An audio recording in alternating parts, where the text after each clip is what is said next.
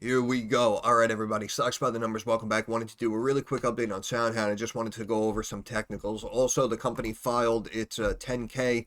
That was about a week ago. The stock started to drop on the news that they were delaying that filing, and they filed that today. The stock initially had a kind of a little bit of a pump here in the AM. Right as the market opened, gave it back, had a really nice bounce off of this trend line here. I'll show you in a second. We started to climb back. Markets were big red for most of the morning, and then just recently, about in the last hour or so, you can see we started to climb up from that bottom and try to get a little bit of a bounce going here into the afternoon. But we'll see how we close. Have about an hour left going into the close. Have a bunch of earnings to watch this week.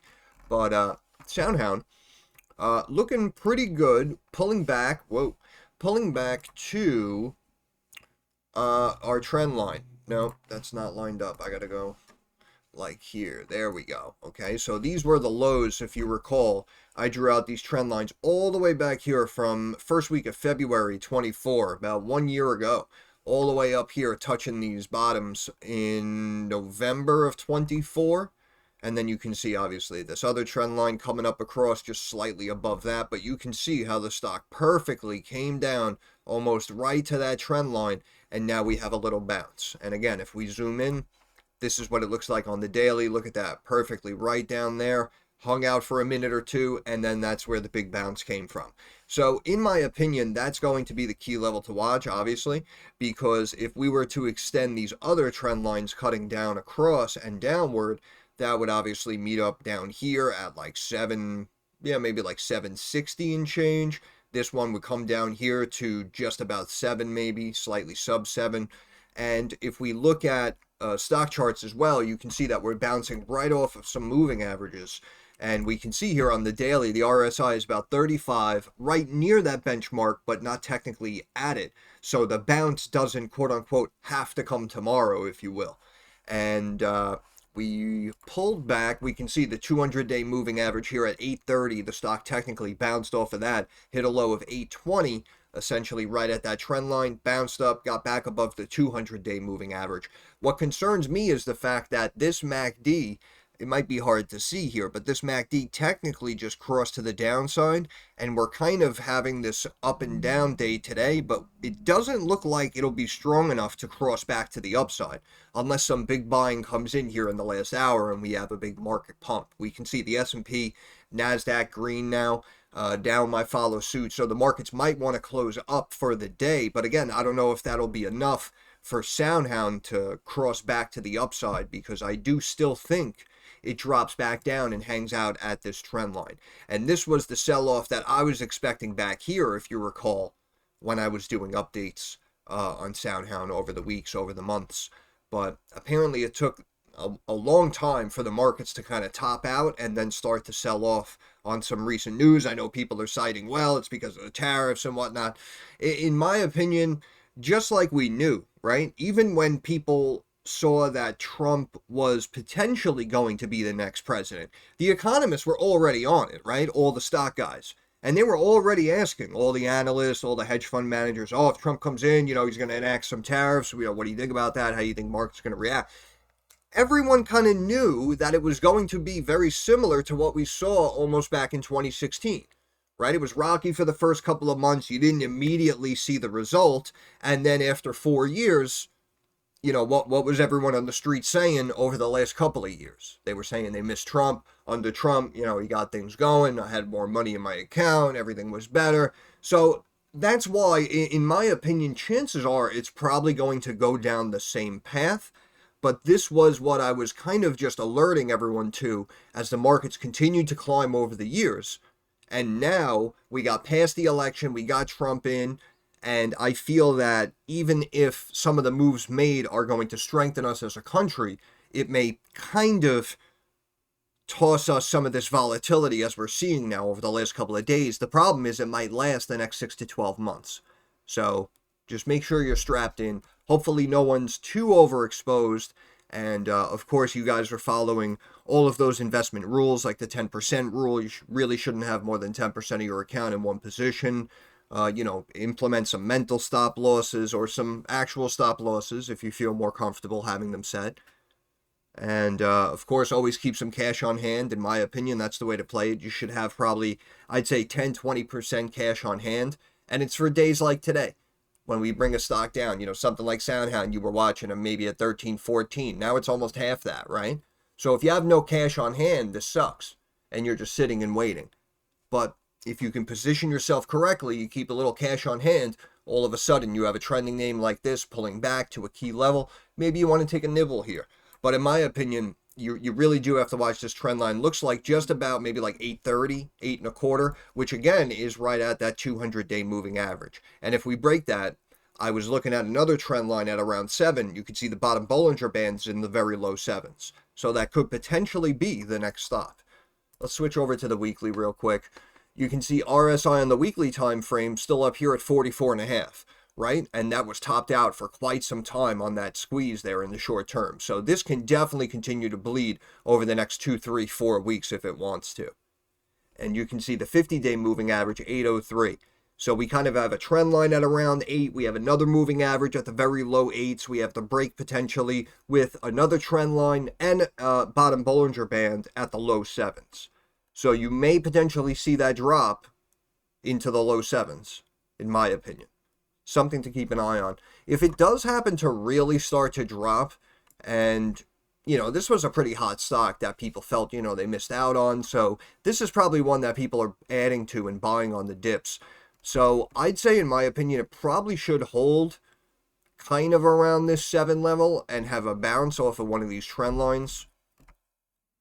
But, I mean, we technically did speak about the gap up and the rally that the stock's been on. So if you really look at it, though, you can see from the gap up back this time last year, cutting across the bottoms here, that's this trend line.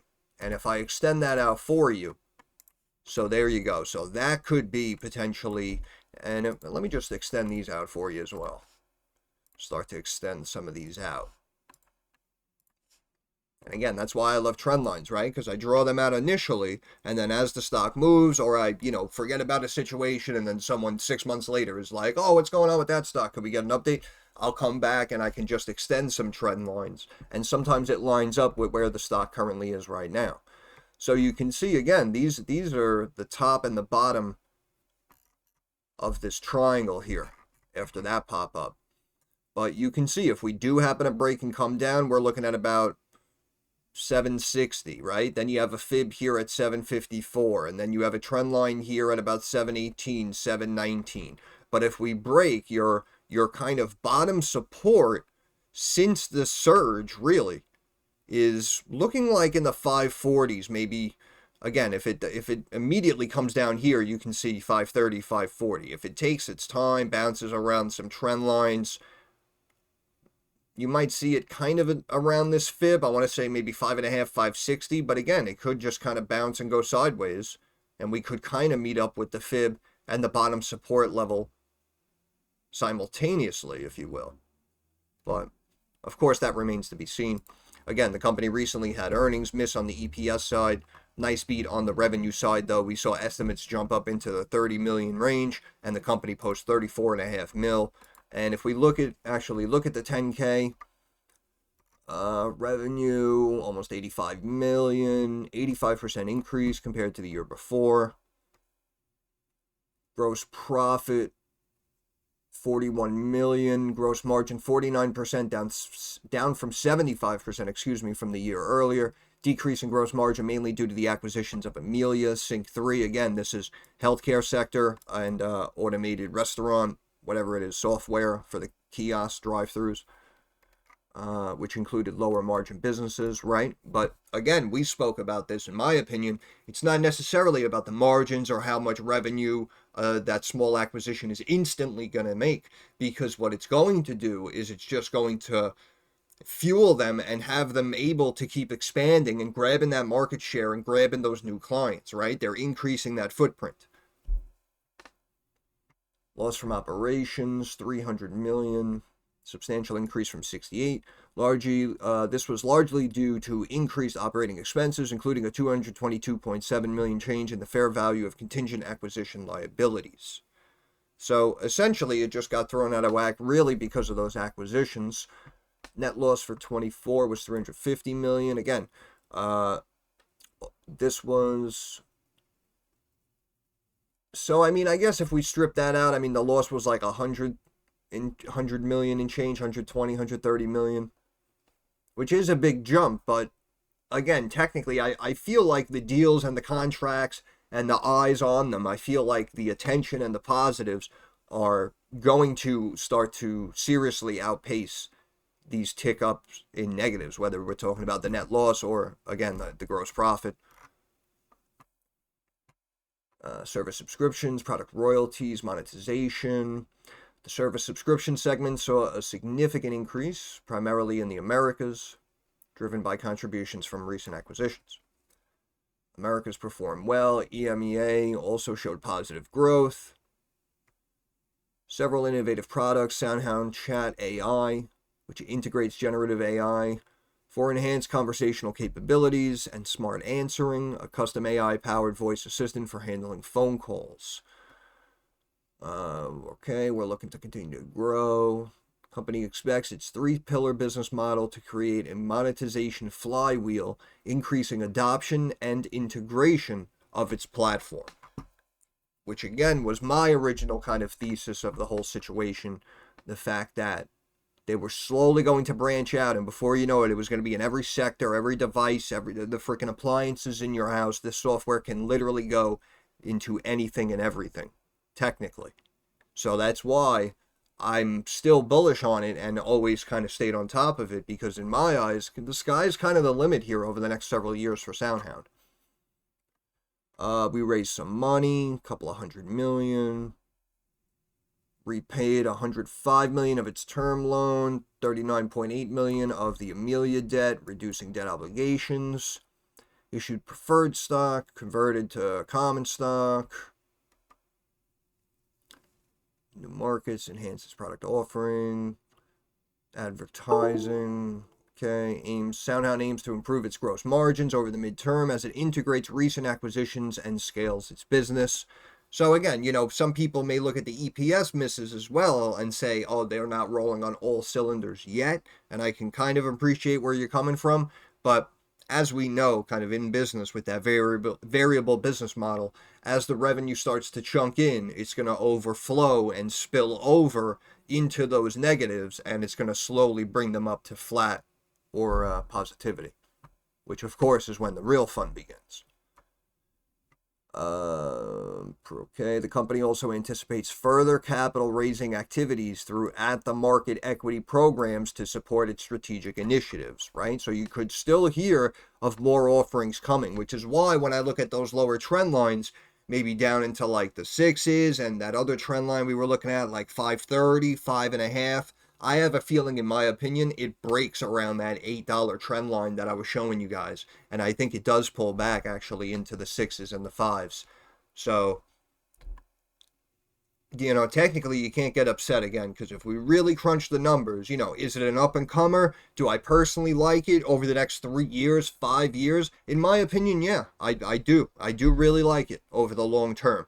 But as I say, in the short term, if you're going to hold it for that long, you're going to have to deal with the short-term volatility to get that long-term growth. And this is what these companies do, right? That we know this. If they need money, they issue some shares, they do another offering.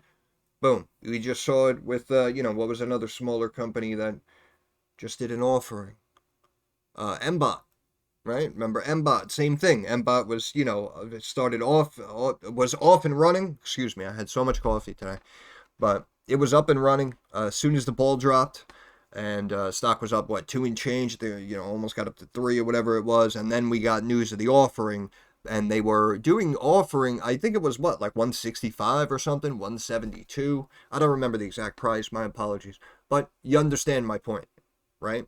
Especially if a company like SoundHound is consistently reinvesting any cash flow they have back into R&D, back into the research and development. Or also, if we're going to raise a little bit of funds here and there with at-the-market offerings, and we're going to use that to continuously do these kind of small micro acquisitions. So that's what I mean. That's another thing as well. On the news of the offering, we know obviously stock's going to drop because it usually does, because now there's more shares on the market. So the existing shares lose value, right? In theory. But we know that even if they drop the stock and it hangs out like that for a month, if we hear that with that money, they, as I said, acquired another smaller company or, completely took care of some debt or something like that, then we will still view them as a growing positive entity, right? That's my opinion. That's the way I'm looking at it. But that's pretty much the recent news. Let's check the pivot points real quick on stock charts. I'll let you go, because I did point out a lot of trend lines, a lot of moving averages for you to keep your eye on. So you guys should be pretty well prepared now over the next month or two, even depending on what SoundHound does. But we can see we're kind of rapidly approaching this 50-day moving average again, 803. So I think we do get there. And the next support level on the weekly here we're looking is exactly 6.5. So that's why I'm saying the 6s and maybe even the 5s could be incoming. Next support level on the daily, about 7 1/3, 734. So you're going to have to watch that MACD. You're going to have to watch the 200-day, the 50-day, and of course, all of these trend lines and key levels that I personally drew out, along with the fib levels as well. And if you really want to stay on top of it, you can keep an eye on the VWAP and whatnot. But of course, you don't want to overwhelm yourself. But, it's good to know where a stock could potentially pull back to. And again, if we're looking on the weekly time frame, as I said with the RSI, if I think we can continue to sell off and pull down 20, 30, 40% more from this level, then, everything happens for a reason. So now you might be in a situation where you might not have cash on hand, but something like this, a sell-off for SoundHound, might be something that you've been waiting for. Right? So perhaps over the next couple of weeks, hopefully, if it doesn't bounce too strong and it starts to hang around and keep dropping down here around these trend lines, it could give you that opportunity to potentially start a position or add to the position, right? But that's pretty much it. I'll end it there.